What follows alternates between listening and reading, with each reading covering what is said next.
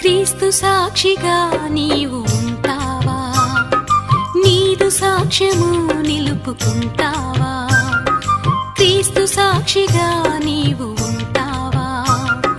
నీదు సాక్ష్యము నిలుపుకుంటావా?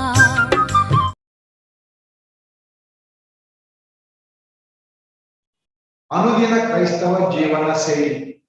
ఈరోజు ప్రసంగం పేరేంటంటే అనుదిన క్రైస్తవ జీవన శైలి. 1, read the Bible every day and meditate on it. ప్రతిరోజు బైబిల్ చదివి దానిని ధ్యానించు.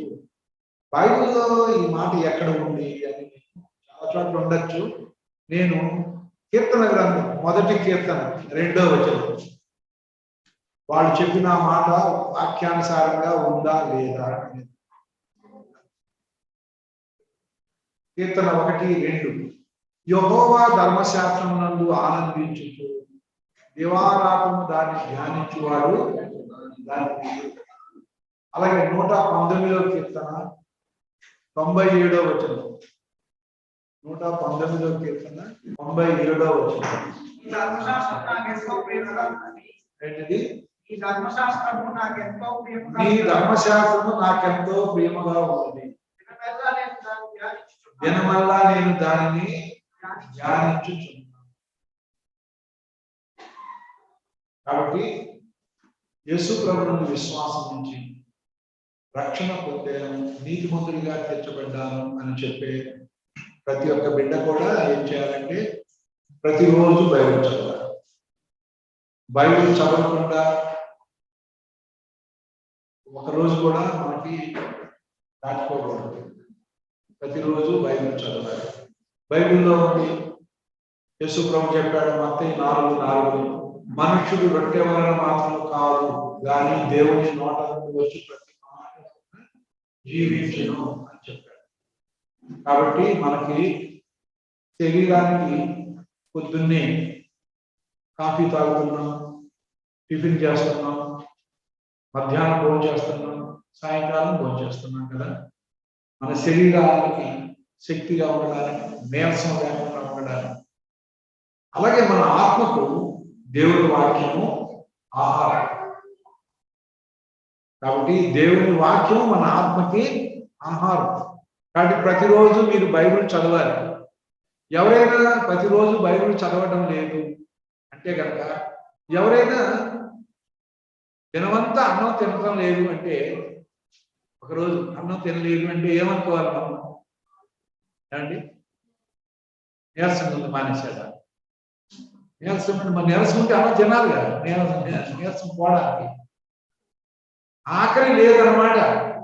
ఎవరైనా నాకు అన్నం వద్దంటున్నాడు, టిఫిన్ వద్దంటున్నాడు, భోజనం వద్దంటున్నాడు, ఏం వద్దంటున్నాడు, కారణం ఏంటి? ఆకలి లేదు.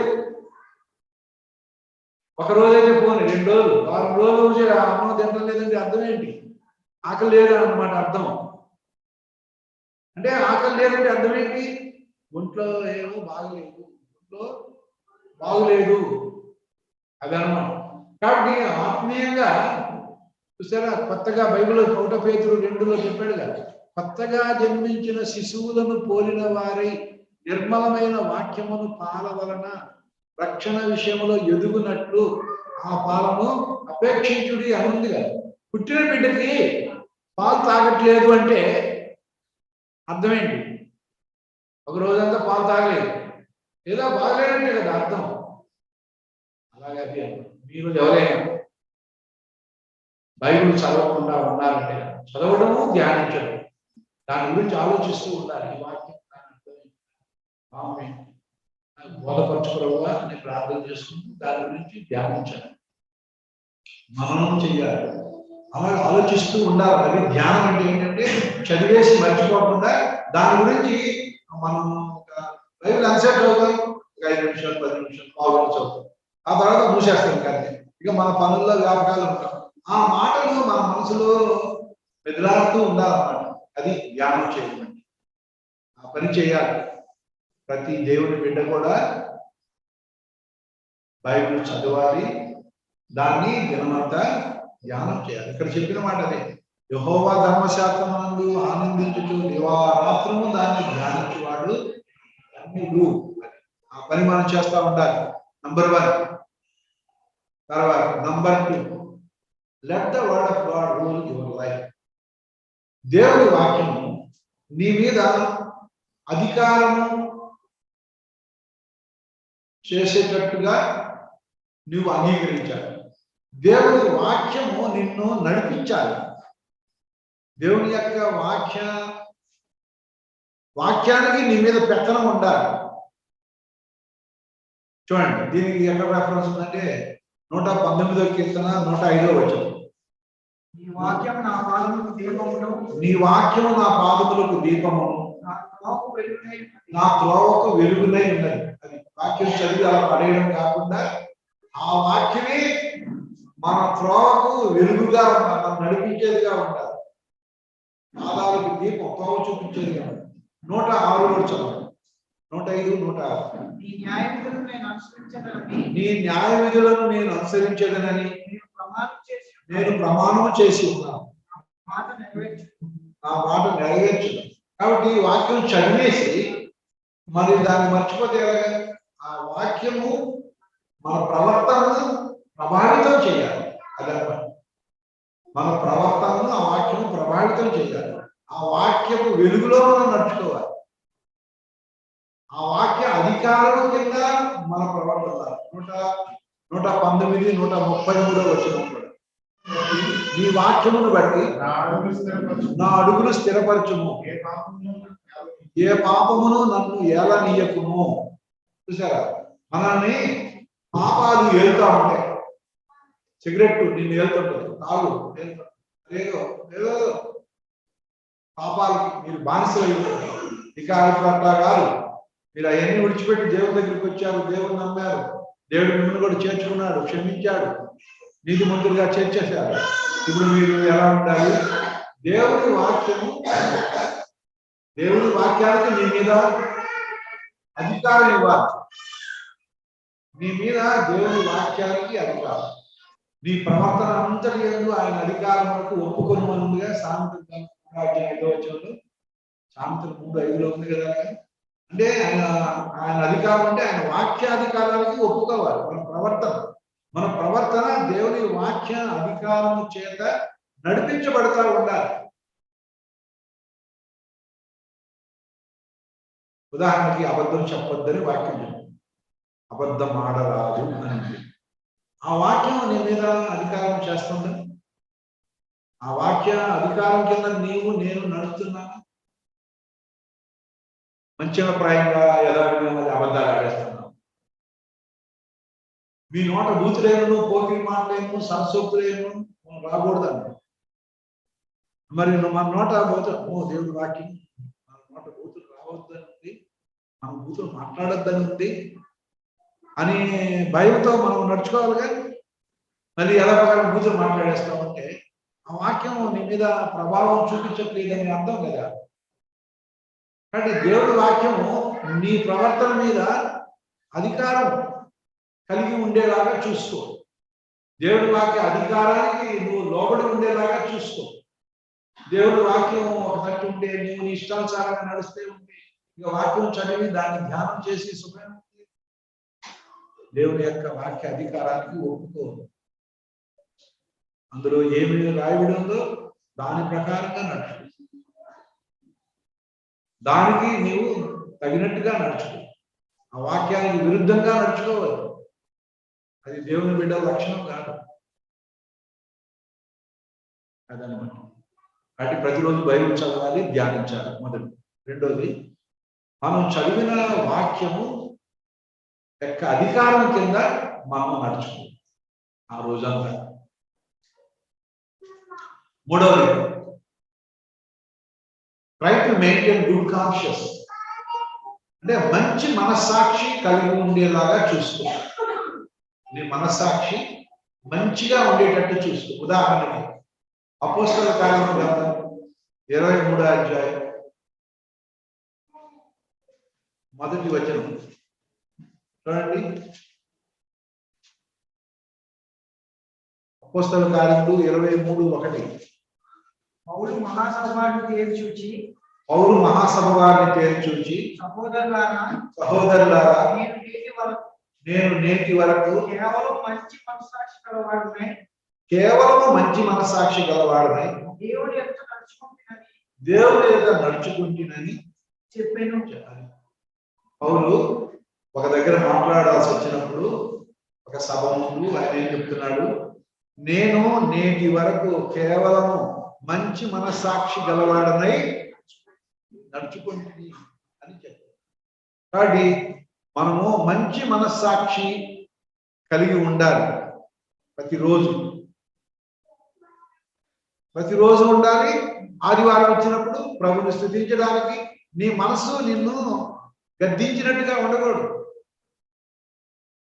చూడండి, యోహాను రాసిన మొదటి పత్రిక 3వ అధ్యాయము, నువ్వు అబద్ధం ఆడావు, దొంగతనం చేశావు, బూతులు మాట్లాడావు, బల్లో ఎంత పాల్గొంటావు, దేవుని ఏమని స్తుతిస్తావు అని నీ మనస్సు నిన్ను గద్దించే పరిస్థితి ఉండకూడదు. చూడండి, ఇక్కడ ఏముంది, 3వ అధ్యాయం, 1 యోహాను 3వ అధ్యాయం 21వ వచనం, ప్రియులారా, మన హృదయము మన యందు దోషారోపణ చెయ్యని ఎడల, మన మనసాక్షి అంటే మన హృదయం, మన యందు దోషారోపణ చెయ్యని ఎడల దేవుని ఎదుట ధైర్యం గలవారమగుదుము. నీ హృదయం, నీ మనస్సాక్షి నీ మీద దోషారోపణ చేయకూడదు. దోషారోపణ చేస్తే కనుక నీ మనస్సాక్షి మంచి మనస్సాక్షిగా లేదన్నమాట. పై వాక్యాలు చూడండి, 19, 20 కలిసి ఉన్నాయి, చదువుతున్నా 20 నుంచి. దేవుడు మన హృదయం కంటే అధికుడై సమస్తమును ఎరిగి ఉన్నాడు కనుక మన హృదయము ఏ ఏ విషయములలో మన యందు దోషారోపణ చేయునో ఆయా విషయములలో ఆయన ఎదుట మన హృదయములను సమ్మతి పరచుకుందాము. మన హృదయము మన మీద దోషారోపణ చేస్తూ ఉంటే కనుక మీ మనస్సాక్షి బాగలేదు. మీ మనస్సాక్షి బాగలేదు, మంచి మనస్సాక్షి కాదు. మీ మనస్సాక్షి మీ మీద దోషారోపణ చేస్తుంది. నువ్వు దొంగతనం చేశావు కదా, అబద్ధం చెప్పావు కదా, ఇలాగ ఏదో నువ్వు చేసిన తప్పులు నీకు చూపిస్తావు. అది చెప్తున్నాడు. మన హృదయము ఏ ఏ విషయములలో మన యందు దోషారోపణ చెయ్యును ఆయా విషయములలో ఆయన ఎదుట మన హృదయం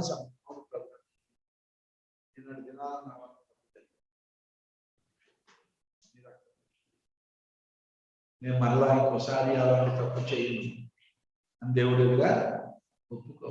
అప్పుడు సరి చేస్తాను. మనక నువ్వు ఒప్పుకో, మనసాక్షి గద్దిస్తానంటుంది, నువ్వేమో దాన్ని అలాగా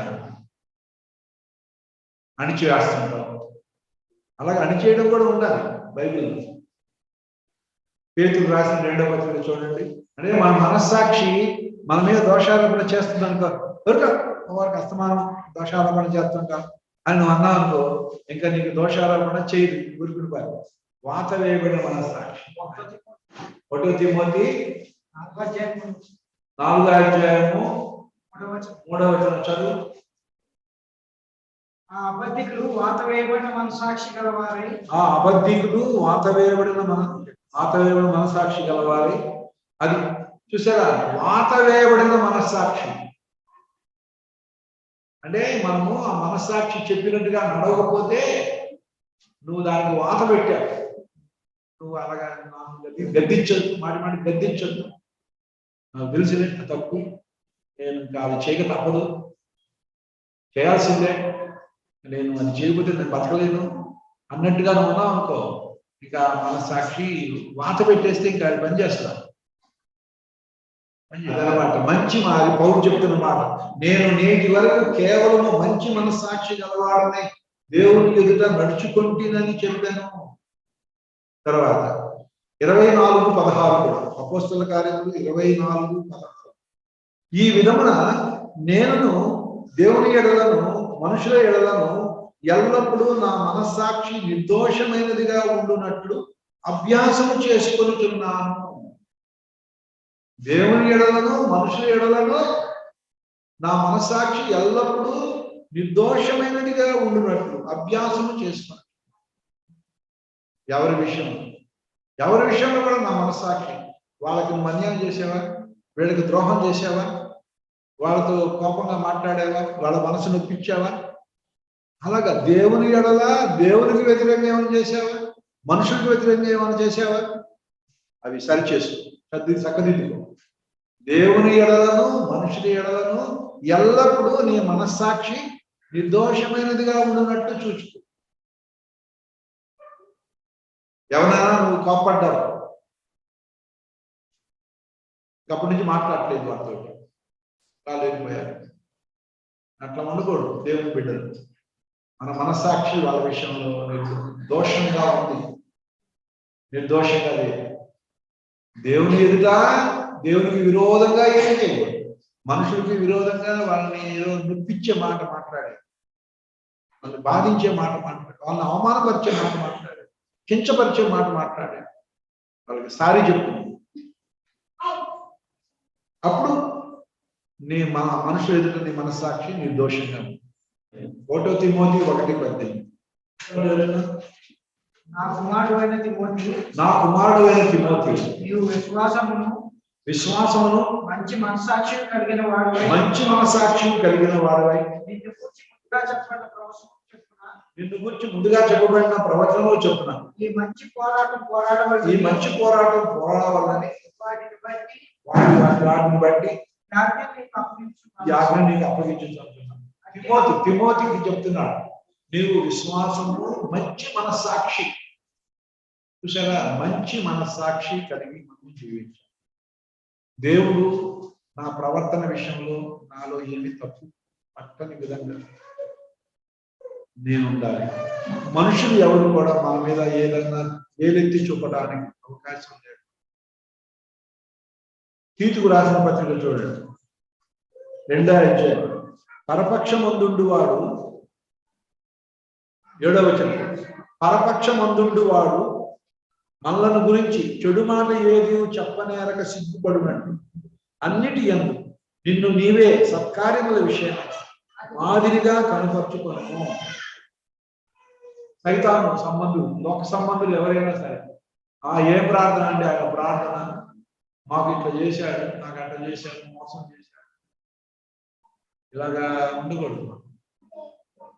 దేవుని ఎదుట మనుషుల ఎదుట మన మనస్సాక్షి నిర్దోషమైనదిగా ఉండేటట్టుగా చూసుకోవాలి.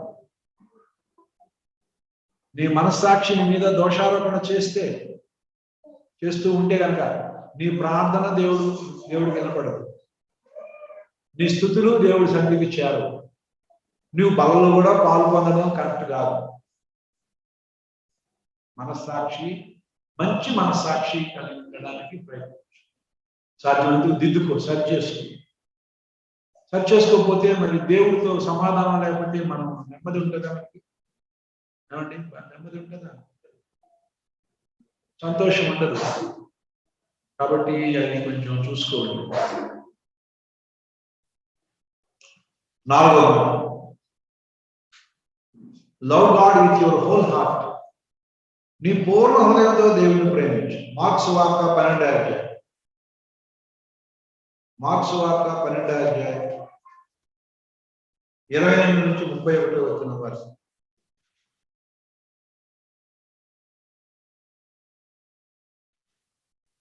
అందుకు యేసు ఒకడు అడుగుతున్నాడు, 28, శాస్త్రంలో ఒకడు వచ్చి వారు తర్కించడం విని ఆయన వారికి బాగా ఉత్తరం ఇచ్చినని గ్రహించి ఆజ్ఞలన్నిటిలో ప్రధానమైనది ఏదని ఆయన అడిగాడు. అందుకు యేసు, ప్రధానమైనది ఏదనగా, ఓ ఇశ్రాయేలు విను, మన దేవుడైన ప్రభువు అద్వితీయ ప్రభువు.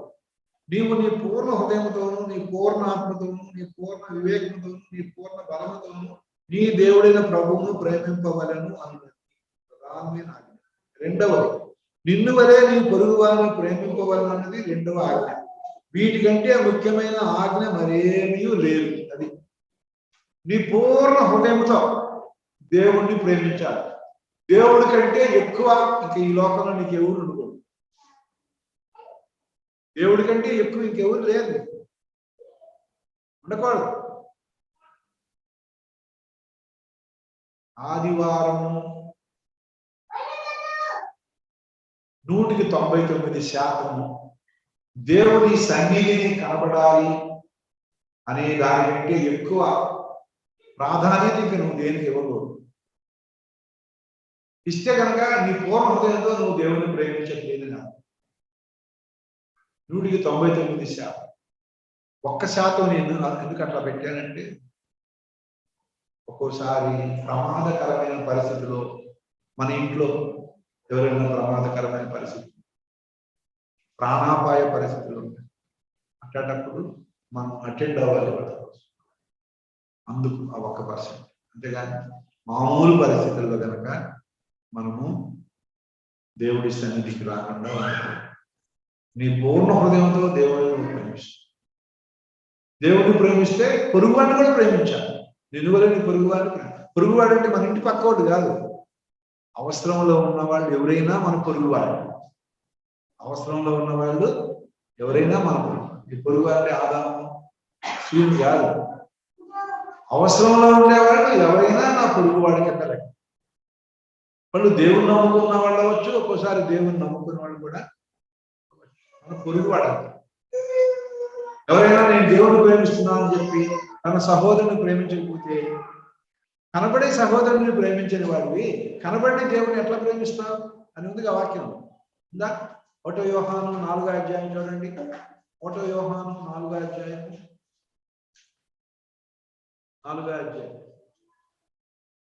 20వ వచనం. ఎవడైనా నేను దేవుని ప్రేమించుతున్నానని చెప్పి తన సహోదరుని ద్వేషించిన ఎడల అతడు అబద్ధికుడు.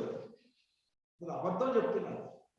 తాను చూచిన తన సహోదరుని ప్రేమింపని వాడు తాను చూడని దేవుని ప్రేమింపలేడు. దేవుని ప్రేమించేవాడు తన సహోదరుని కూడా ప్రేమింపవలన ఆజ్ఞను మనం ఆయన వల్ల పొంది ఉన్నాం. నువ్వు దేవుని ప్రేమిస్తే నీ సహోదరుని కూడా ప్రేమించు.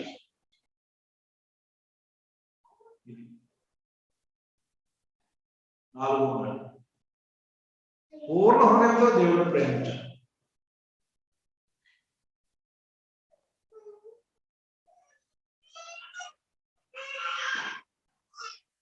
ఇది మన అనుదిన క్రైస్తవ జీవితంలో మనం అభ్యాసం చేయవలసిన విషయం. పూర్ణ హృదయం. పూర్ణ హృదయం అంటే ఒకసారి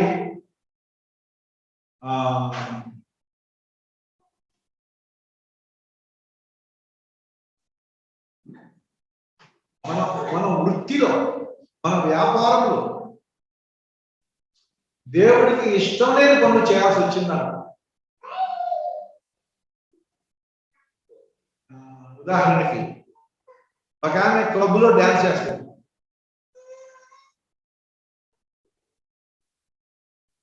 దానివల్ల మరి ఆమె ప్రాణాపాయ పరిస్థితి దేనికి వచ్చేసింది. మొత్తానికి పరిస్థితి హాస్పిటల్లో చేరింది. అక్కడ ఎవరో పాస్టర్ గారు వెళ్ళి ఆమెకి ప్రార్థించి ప్రయత్నం ఇచ్చాడు. అప్పుడు దేవుడు నమ్ముకుందామె. అది వరకు ఆమె బతకడానికి ఏం చేసేదంటే క్లబ్లో డ్యాన్స్ చేసేది. ఇప్పుడు యేసుప్రభుని నమ్ముకుంది. ఇప్పుడు మళ్ళీ ఆమె బతకడానికి ఏం చేయాలి? ఆమె చిన్నప్పటి నుంచి, ఆ వయసు వచ్చినప్పటి నుంచి ఆమె వృత్తి అది క్లబ్లో డ్యాన్స్ చేయడం. ఇప్పుడు అలా చేయొచ్చా? అలా చేయకూడదు. పాస్టర్ గారిని ప్రార్థన చేసుకోమన్నా దేవుడు నీకు ఆ పని చేయకుండా బతకడానికి లేవు ఆ మార్గాలు. ప్రార్థన చేసుకుని ఒక హోటల్ దగ్గరికి వెళ్ళి, అయ్యా నా గతం ఇది, నేను దేవుడిని నమ్ముకున్నాను, నీకు ఆ పనులు నేను చేయలేను, నా బ్రతుకు తెరువు కోసం నాకు కొంత డబ్బులు కావాలి కదా, మీ హోటల్లో ఏదైనా పని ఉంటే నాకు ఇస్తారా? రిసెప్షనిస్ట్గా ఇచ్చారు. రిసెప్షనిస్ట్ తెలుసు కదా, వచ్చిన వాళ్ళందరూ హోటల్కి జాయిన్ అయ్యేవాళ్ళు, జాయిన్ అయ్యే రూమ్లు అలాట్ చేయడం ఇవన్నీ చేస్తారే, ఆమె రిసెప్షనిస్ట్. ఆ రిసెప్షనిస్ట్ ఉద్యోగం బుద్ధిగా ఆ రిసెప్షనిస్ట్ చేసుకుంటాం. అందులో ఎక్కువ డబ్బులు వస్తాయి, డ్యాన్స్ చేస్తున్నారు. ఇక్కడ అన్ని డబ్బులు రావు, కానీ ఏదో 15,000 20,000 ఇస్తారు. ఆమె బతకడానికి సరిపోదు కదా. కాబట్టి అలాగా ఒక్కోసారి మనం చేసే వృత్తి దేవుడి వాక్య విరుద్ధంగా ఉందనుకో అని. ఎందుకంటే దేవుడి కంటే అది మనకి ముఖ్యం కాదు. ఒక అతను ఒక అకౌంటెంట్, అన్ని తప్పుడు లెక్కలే రాయాలి ఆఫీసులో. అది వరకు రాశాడు. ఇప్పుడు దేవుడు నమ్ముకున్నాడు. ఇప్పుడు ఆయనకి మనస్సాక్షి గర్దిస్తుంది. అందువల్ల మేనేజ్మెంట్ దగ్గరికి వెళ్ళి, ఇదివరకు నేను దేవుడు నమ్ముకోలేదు, ఇప్పుడు నమ్ముకున్నాను, ఇదివరకు అయితే రాశాను, రాయలేదు. మాకు దొంగ లెక్కలు రాసే అకౌంటెంట్ కావాలండి, రాయకపోతే మానేయమన్నారు. ఈయన ఇంకో దగ్గరికి వెళ్ళిపోయి చాలా దూరం ఒక దైవ సేవకుడి దగ్గరికి వెళ్ళి, ఏం చేయమంటారండి, ఆ ఉద్యోగస్తులు ఇలా అంటున్నారు, మరి రాకపోతే మానేయమంటున్నారు, నేను నా కుటుంబాన్ని 2 పిల్లల్ని పోషించుకోవాలి, అది ఏం చేయమంటారు? దేవుడికి విరోధంగా జీవిస్తూ నీ కుటుంబాన్ని పోషించుకుంటావా? ఉద్యోగం రిజైన్ చేసి దేవుడు నీకు వేరే మార్గం చూపిస్తాడు. రిజైన్ చేసి 2-3 నెలలు ఉద్యోగం లేదే. అది వరకు దాచిపెట్టుకున్న డబ్బులు ఉన్నాయి కదా, వాటితో మెయింటైన్ అవుతుంది. ప్రార్థన చేసుకుంటాను, ప్రభువా మరి నా కుటుంబాన్ని ఎలా ఎలా బతికించుకున్నాను, నా ఉద్యోగం ఎలా ఉంది, నేను నీ కొరకు జీవిస్తూ బతకడానికి నాకు ఏదైనా ఉపాధి చూపించవా అని పేపర్లో ఒక అడ్వర్టైజ్మెంట్ వేశారు. మాకు నిజాయితీగా పనిచేసే, నమ్మకంగా పనిచేసే, ఆనెస్ట్గా ఉండే అకౌంటెంట్ కావాలి, కావాల్సిన వాళ్ళు వాకింగ్ ఇంటర్వ్యూ అని ఇచ్చారు. అంటే వెళ్ళాడు కలెక్టర్. మీరు ఇదివరకు ఎక్కడ పనిచేశారంటే వాళ్ళ దగ్గర పనిచేశారు. ఎందుకు మానేశారంటే ఎందుకు మానేశారు, అయితే నువ్వే మాకు కరెక్ట్ క్యాండిడేట్ అని తీసుకున్నారు. చూసారా, దేవుడు ఏదో ఒక మార్గం తెలుస్తారు కదా. కాబట్టి అలాగనమాట, మనకి దేవుడికే మొదటి ప్రాధాన్యత అన్నప్పుడు ఒక్కోసారి మన బతుకు తెరుగులో అన్ని అబద్ధాలు చెప్పడం. నేను చెప్పానుగా, మా ఊర్లో కుర్రాడు పొద్దున్న లేసే 100 అబద్ధాలు చెప్పాలి, అందుకు ప్రార్థన మానేశాను అన్నాడు. దేవుడు నమ్ముకున్నాడు, బాప్తిసం తీసుకున్నాడు, బలలో పాల్గొంటున్నాడు. 7 ఏళ్ళు ప్రార్థన మానేశాడు. ఇంటి దగ్గర మాత్రం కూటం పెడతాడు, సంవత్సరానికి ఒకసారి విందు చేస్తాడు. ఒక సందర్భంలో నేను ఆ కూటం పెట్టే సమయంలో నేను ఉన్నాను, నన్ను పిలవడానికి వచ్చాడు. అవును, తన పేరు దానియాలు, నువ్వు దొరికి చక్కగా ప్రార్థనకు వచ్చేవాడు, బాప్తిసం తీసుకుని బలలో పాల్గొనేవాడు, ఏమి ప్రార్థన అన్నా, నేను ఇట్లా వ్యవసాయ బోర్లు ఉంటాయి, వాటి మెకానిక్ కాదు, నువ్వు రోజుకి 100గా ఇంకా ఎక్కువ మాట్లాడాల్సి వచ్చింది. ఏంటి అబద్ధాలు, ఎందుకు అబద్ధాలంటే, బోరు రిపేర్ చేస్తుంటే ఎవరో ఫోన్ చేస్తారు, అర్జెంటుగా రావాలి, 5 నిమిషాలు అక్కడ ఉంటానని చెప్పాలి, 5 నిమిషాలు అక్కడ ఉంటానని చెప్పాలి. 5 నిమిషాలు కాదు కదా, అరగంటకు కూడా బ్రతకాలి ఇక్కడ, ఎందుకంటే ఇక్కడ పని అవుతుంది. అతనికి ఏంటంటే సంవత్సరానికి ఒకసారి ఈ వ్యవసాయ బోర్లన్నీ దాదాపు 354 ఉంటాయి. వాళ్ళు సంవత్సరానికి ఒక బస్తా ధాన్యం ఇస్తారు. చిన్న రిపేర్ అయితే డబ్బు తీసుకోడు, పెద్ద రిపేర్ అయితే డబ్బు తీసుకుంటాడు వ్యవసాయ బోర్లు. అంటే అప్పుడు నేను ఆ రోజు కూటంలో నేనే వాక్యం చెప్పినప్పుడు పేరు దానియేలు అని పేరు పెట్టుకున్నాను. దానియేలు ఎంత గొప్ప భక్తుడు, దేవుడు నాకు ప్రియుడని చెప్పాడు.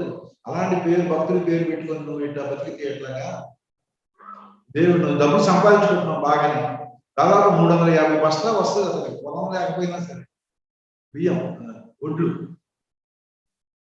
సంవత్సరాలు. అంటే అప్పుడు నేను ఇలా చెప్పేసరికి అప్పటి నుంచి మార్చుకున్నాను, పద్ధతి మార్చుకొని కరెక్ట్గా చెప్పు, అబద్ధాలతో చెప్పాలి, కరెక్ట్గా చెప్పు అంటే ఇక అప్పటి నుంచి, అయ్యా నేను ఇక్కడ ఒక బోరు బాగు చేస్తున్నా, ఇక్కడ 1 గంట టైం పట్టింది, 1 గంట తర్వాతే నేను వస్తా అని చెప్పు అనేసరికి 350-400 బోర్లు చుట్టుపట్ల ఇతని మీద ఆధారపడి ఒకవైపు ఇతనే పిలుస్తారు, వాళ్ళందరూ సర్దుకున్నారు. 200 బోర్లు 200 మంది ఇంకొక మెకానిక్ నోట్ పెట్టుకున్నారు, ఇతని దగ్గర పని నేర్చుకున్నారు.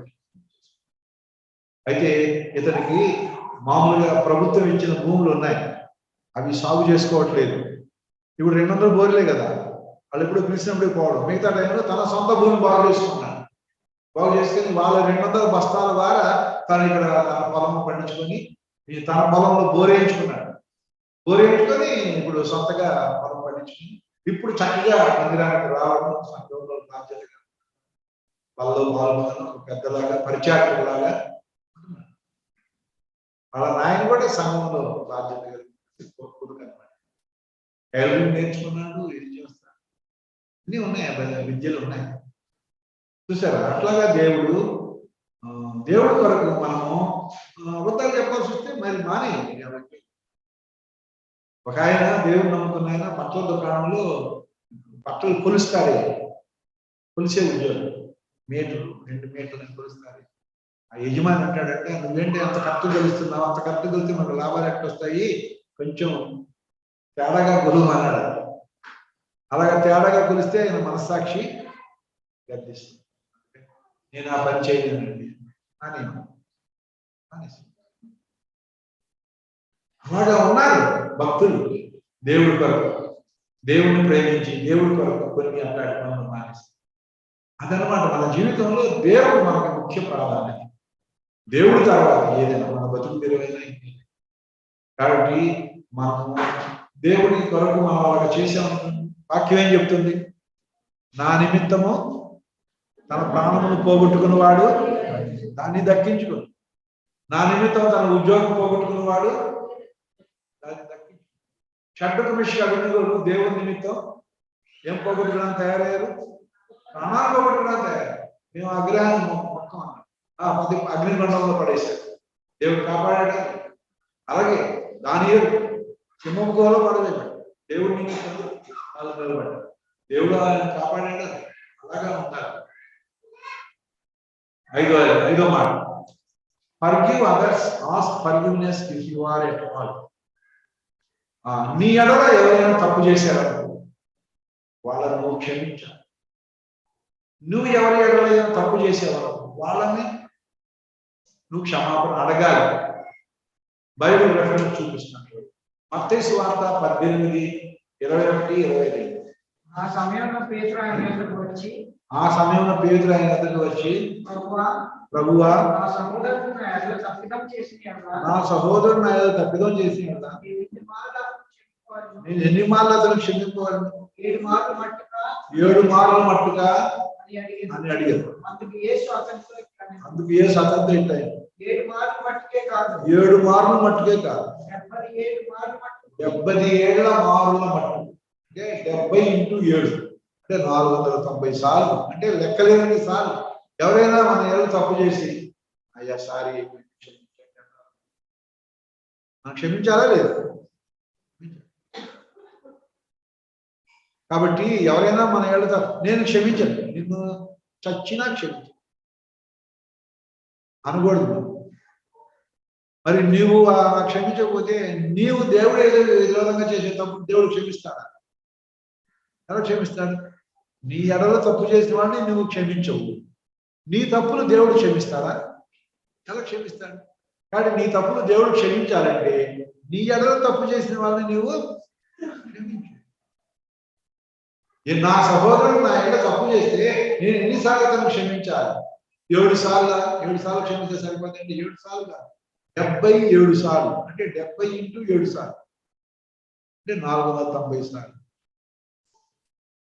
కాబట్టి మనము క్షమించే మనసు కలిగి ఉండాలి. యేసు ప్రభు క్షమించాడా? లూకాసు వార్త 6:38 క్షమించుడి అప్పుడు మీరు క్షమింపబడదు. అది మనము క్షమించాలి. భర్త ఒక్కోసారి తాగి వస్తానే ఉంటాడు, ఎన్నిసార్లు ఒట్టేపించినా మళ్ళీ తాగి వస్తాడు.